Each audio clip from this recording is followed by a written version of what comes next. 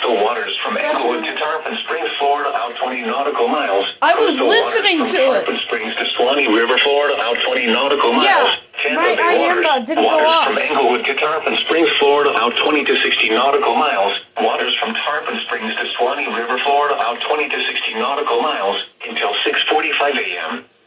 At 4:44 a.m., severe thunderstorms capable of producing waterspouts were located along a line extending from near Cedar Key to 62 nautical miles west of Egmont Key, moving northeast at 50 knots. Hazard, waterspouts and wind gusts 34 knots or greater. Source, radar.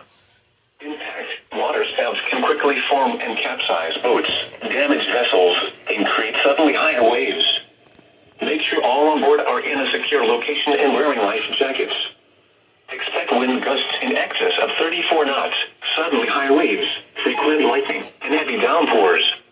I just initiated the glitch on my 262 to sound like a 261. Include Terracea Bay, D5 Reef, Manatee Nearshore Reef, Howard Franklin Bridge, Madeira Beach Reef, Longbow Key, Cockroach Bay, MD1 Reef, M7 Reef, Anna Maria Island, Hernando Beach, M8 Reef, Passagrille Channel, Southwest Channel, D6 Reef, M1 Reef, Tampa Bay, Hillsborough Bay, Crystal River, and M6 Reef.